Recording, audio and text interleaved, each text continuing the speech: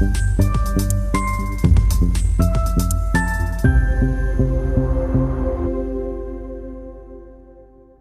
मित्रांनो, सरत्या वर्षातला हा शेवटचा व्हिडिओ करायला थोडा उशीर झाला, कारण आज पुन्हा एकदा धुरंधर हा चित्रपट बघितला.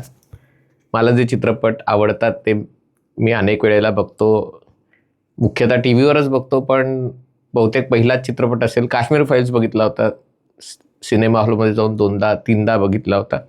तसा धुरंधरही दुसऱ्यांदा बघितला. सध्या म्हणजे नवीन वर्षाचा उत्साह असला तरी सगळीकडे निवडणुकांचं सावट आहे, आणि या निवडणुकांनंतरचा प्रश्न आहे. आणि हा प्रश्न फक्त 2 ठाकरे भावंडांचा नाही आहे. एकूणच महाराष्ट्रात जर सगळ्यात महत्त्वाचा प्रश्न कुठला असेल तर या निवडणुकांनंतर एका नवीन महाराष्ट्राकडे आपण वाटचाल करणार आहोत का? नवीन महाराष्ट्र म्हणजे काय? तर काही व्यवस्था खूप काही बदलेल, शहराची महापालिका व्यवस्था खूप काही बदलेल असं मला वाटत नाही, तशी अपेक्षाही नाही. आणि तशी ही व्यवस्था आधीही राज्य सरकारकडनंच हाताळली जात होती,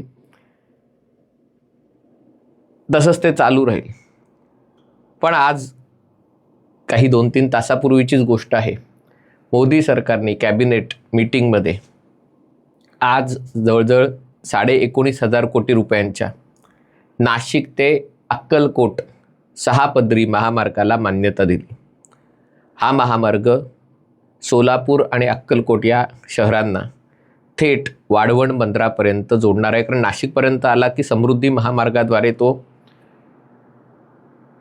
वाढवण बंदरापर्यंत जाणार आहे. एरवी सोलापूरहून मुंबईला यायचं झालं तर किमान 8-8.5 तास लागतात. गाड्यांचीही तशीच अवस्था आहे, कारण रात्रीच्या गाड्या असतात त्या फुल असतात. वंदे भारत महाग वाटते खूप. दिवसा उद्यान एक्सप्रेसने गेलात की इतकी रटाळ संथपणे ती गाडी जाते की अख्खा दिवस त्याच्यात वाया जातो. आणि त्यामुळे रस्त्याने जाण्याचा पर्याय उपलब्ध असेल. आणि हा फक्त सोलापूर अक्कलकोटसाठी नाही आहे, तर नाशिक, अहिल्यानगरलाही मी 2 महिन्यापूर्वी गेलो होतो, भाषण होतं, व्याख्यान होतं. आणि समृद्धी महामार्गाने नाशिकला जायला जेवढा वेळ लागतो त्याच्या दुप्पट वेळ नाशिक ते अहिल्यानगर जायला लागला. आणि तिथे जे लोक पुण्याहून अहिल्यानगरला आले होते ते तर कपाळाला हात मारत होते, कारण हा जो सगळा चाकण आणि या सगळ्या परिसरातला औद्योगिक पट्टा आणि पुण्याचा विस्तार एवढा होतोय की पुणे नगर रस्ता पूर्वी 2 तासात यायचे, त्याला आता 3.5-4 तास पण लोकांना लागतात. तीच गोष्ट महाराष्ट्रातल्या इतर सगळ्या रस्त्यांचीही पूर्वी होती. आत्ता गेले 2 दिवस मी नागपूरला होतो, आणि नागपूरचे रस्ते खरोखर महाराष्ट्रात सगळ्यात चांगलं सिटी ट्रॅफिक जर कुठे असेल तर ते नागपूरला आहे. कारण तुम्ही 20 ते 25 मिनिटात किंवा अर्ध्या तासात तुम्ही 18 किलोमीटर 20 किलोमीटरचं अंतर कुठूनही कुठे जाऊ शकता. तीच गोष्ट परळी वैजनाथ लातूर ते सोलापूर हा रस्ता देखील अतिशय उत्कृष्ट असा रस्ता झालेला आहे. समृद्धी महामार्ग तर झालेला आहे, आणि आता मुंबई लातूर हा रस्ताही त्याला मान्यता मिळालेली आहे. महाराष्ट्राचं दुर्दैव हे होतं की महाराष्ट्रातनं अनेक रस्ते आणि रेल्वे मार्ग जात असले तरी महत्त्वाच्या शहरांना जोडणारे रस्ते महाराष्ट्रात बांधले गेले नाहीत, आणि त्यामुळे महाराष्ट्राचा बराचसा भाग हा मागास राहिला. आणि त्यामुळे केरळसारख्या राज्यांमध्ये 5-5 आंतरराष्ट्रीय विमानतळ असताना महाराष्ट्रातही आहेत, पण एक विमान जातं आणि म्हणून आपण त्याला आंतरराष्ट्रीय विमानतळ म्हणतो. पण पुण्याचाही आंतरराष्ट्रीय विमानतळ खरंच होता का किंवा आहे का? नागपूरचाही होता का आहे का? हा प्रश्न पडावा. तीच गोष्ट रेल्वेच्या बाबतीत, तीच गोष्ट रस्त्यांच्या बाबतीत. रेल्वे कनेक्टिव्हिटीच नाही. ती लातूर बिदर एक्सप्रेस तर रोजची लेट असते. अतिशय जुनाट भंगार गाडी आहे, म्हणजे तिची कधी वंदे भारत होणार आहे, वंदे स्लीपर होणार आहे कल्पना नाही. मी हे थोडंसं मोकळेपणाने अशासाठी बोलतोय की हे जे निवडणुकांच्या राजकारणातलं मुंबई गुजरातकडे नेत आहेत, मुंबई चोरतायत, हे सगळं कुठून आलं प्रचारण? कारण मुंबई व्यतिरिक्त आपण महाराष्ट्रात इतरत्र लक्षच दिलं नव्हतं. आणि त्यामुळे मुंबईतल्या ज्या पायाभूत सुविधा होत्या त्याच्या हेवा पूर्वी वाटायचा, नंतर त्याच्याबद्दल एक न्यूनगंडाची भावना निर्माण झाली की हे आपलं आहे आणि हे कोणी घेता कामा नये. आणि ह्या निवडणुका तसं बघायला गेलं तर काही जे निकाल लागतील ते लागतील. त्याच्या प्रचाराचा मुद्दा हाच आहे की मुंबई महाराष्ट्रापासून तोडणं, मुंबई मराठी माणसापासून तोडणं. आता कुठला तरी मराठी चित्रपटही आलाय मराठी शाळांबद्दल वगैरे. हे सगळं निवडणुकीचं राजकारण आहे. म्हणजे मराठी चित्रपट पणही अक्षरशः बिकाऊ झालेले.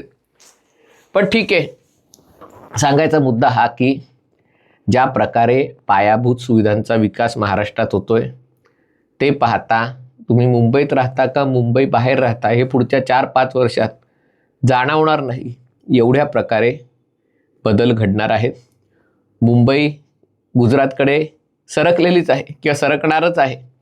याचं कारण म्हणजे तुम्ही गेल्या काही वर्षात जे कुठले नवीन प्रकल्प महाराष्ट्रात सुरू झालेले आहेत त्याला या ना त्या प्रकारे वाढवण बंदराशी जोडणी दिली जात आहे, ज्याला पोर्ट लेड डेव्हलपमेंट म्हणतात. अशाच गोष्टीवर सिंगापूरने विकास केला, अशाच गोष्टीवर दुबईने विकास केला. आणि महाराष्ट्रही आता महाराष्ट्रात बंदराशी जोडणी करता करता मुंबईत आली की गाडी थकून खाली बसते. आणि त्यामुळे जर वाढवणला सगळ्या गोष्टींना जोडणी दिली जाणार असेल, तिथे पालघरला बुलेट ट्रेन थांबणार असेल, तिथे नवीन आंतरराष्ट्रीय विमानतळही होणार असेल, तर भविष्यात मला असं वाटतं प्रगतीचं एक मोठं केंद्र वाढवण किंवा तो परिसर पालघरमधला तो असणार आहे. तीच क्षमता रायगडमध्ये आहे. तिथेही मी आत्ता महाड माणगावला गेलो होतो आणि रायगडचे लोकप्रतिनिधी किती कर्मदरिद्री असू शकतात. दात करून पोट भरण्याची वृत्ती इतकी नसानसात भिनलेली नाही, तर रायगड जिल्हा आज पुण्याला मागे टाकून पुढे गेला असता. कारण मुंबईपासून अंतर जवळ आहे, पण ना रेल्वे गाड्या थांबत, ना रस्त्याला 4-4, 5-5 तास लागतात. रस्ता झाला तर आता कुठेतरी फ्लायओव्हरची कामं करतायत. आणि त्यामुळे एकीकडे वाढवण जवळ आणि एकीकडे दिघी आणि हा जो सगळा भाग आहे श्रीवर्धन वगैरे, तिकडे 2 नवीन मुंबई आकारास येणार आहे.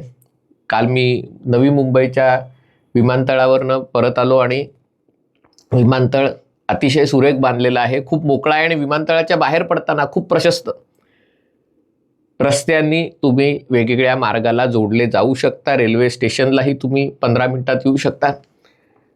या सगळ्यामुळे काय होतंय तर जो प्रीमियम मुंबईसाठी होता तो प्रीमियम भविष्यात म्हणजे मुंबईमध्ये जर तुम्ही वांद्रा कुर्ला संकुलात किंवा दादर किंवा कलानगर वगैरे अशा ठिकाणी राहत असाल, तिथे तुमची 1, 2, 3 घरं असतील तर तुम्हाला काही फरक पडणार नाही.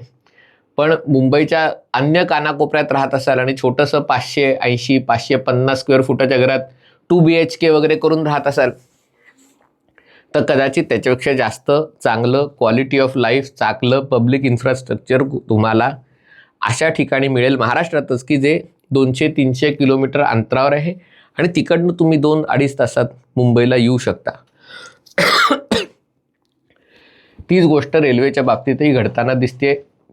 कालचाच व्हिडिओ होता, तुम्ही बघितला असेल. वंदे भारत स्लीपर कोच गाडीची 180 किलोमीटर प्रति ताशी वेगाने त्याची चाचणी पार पडली आणि एकावर एक पाण्याचे ग्लास ठेवलेले आहेत आणि त्या ग्लासमधलं पाणी काठोकाठ भरलेले पाण्याचे ग्लास आणि एकावर एक रचून ठेवलेले आहेत. त्यातलं पाणी 180-182 किलोमीटर वेगाने रेल्वे धावत असताना सांडत नाही.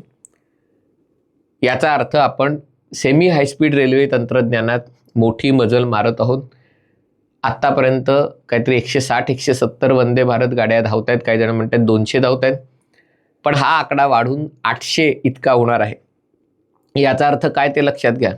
भविष्यातल्या जवळपास सगळ्या गाड्या वंदे भारत, वंदे स्लीपर किंवा वंदे साधारण काय जे काढतील कॅटेगरी, पण 150 ते 180 वेगाने धावणाऱ्या गाड्या असणार आहेत. आत्ता त्या 105-110 वेगाने जास्तीत जास्त धावत आहेत, कारण आपल्याकडे रेल्वे मार्ग बांधताना सुरुवातीच्या काळात जे मोठमोठी वळणं ठेवली तसंच फेन्सिंग झालं नाही आणि त्याच्यामुळे गाडी वेग पकडू शकत नाही. पण 180 किलोमीटर ताशी वेगाने जाणाऱ्या गाड्या तयार होत आहेत, मोठ्या संख्येने तयार होत आहेत. आणि त्याच्यामुळे जे अंतर मुंबईकरांसाठी कसारा, खोपोली, कर्जत इथून जे लोक ज्या वेळात येत होते तेवढंच अंतर आता त्याच्या दुप्पट अंतरासाठी होऊ शकेल. मला असं वाटतं की या सगळ्या गोष्टींमुळे काय होणार आहे तर जो एक आपल्या देशाचा आणि त्याच्यातही महाराष्ट्राचा विकास एका शहरापुरता किंवा महानगरीय प्रदेशापुरता मर्यादित राहिला होता तो अधिक विस्तारणार आहे. आणि स्वप्रांतीय परप्रांतीय वगैरे हे सगळं ठीक आहे, म्हणजे भाषेची अस्मिता वगैरे हे राजकारणात वगैरे ठीक आहे. पण जेव्हा देशात इतर कुठल्याही भागापेक्षा महाराष्ट्राचा विकास जर बाय द वे पुण्यामध्ये रुपाली आणि वैशालीमध्ये मराठी वेटर आता मिळेल नसे झालेले, ती वस्तुस्थिती आहे. म्हणजे पण ही वस्तुस्थिती आहे. म्हणजे तुम्ही माणगावला गेलो तिथे नेपाळी वेटर होते आणि त्यामुळे कोण कोणत्या मराठी माणसासाठी छाती पिटणारे मला कल्पना नाही आहे. पण आगामी महानगरपालिका निवडणुकांनंतर सुदैवाने महाराष्ट्रामध्ये कोणत्याही निवडणुका 3-3.5 वर्ष नाही आहेत. 2029 सालापर्यंत एकही निवडणुका नाही आहेत आणि त्यामुळे 26, 27, 28 आणि अर्ध 29 हे जवळजवळ 3.5 वर्ष निवडणुकांशिवाय जाणार आहेत. आणि त्यामुळे या ज्या सगळ्या योजना ज्या गेल्या 5 वर्षात वेगाने पूर्ण झाल्या, पण त्याला अनेक अडथळ्यांचा सामना करावा लागला. या योजना, हे प्रकल्प पूर्ण होणार आहेत. एकदा हे पूर्ण झाले आणि त्यानंतर तुम्ही छत्रपती संभाजीनगर, लातूर किंवा मालेगाव किंवा सोलापूर या ठिकाणी 4 तासात, कोकणात 8-9 तासात पोचू लागलात की सगळ्या गोष्टी आपोआप बदलणार आहेत. त्याला जर कोणाला वाटत असेल की मुंबई महाराष्ट्रापासून तोडली जाते, मुंबई महाराष्ट्राच्या उत्तरेकडे जाते, तर ती वस्तुस्थिती आहे. कारण हे जे नवीन विकासाचं केंद्र होणार आहे, हे सगळं नाशिक ते वाढवण, नाशिक पालघर वाढवण हा पट्टा विकासाचं नवीन केंद्र होणार आहे.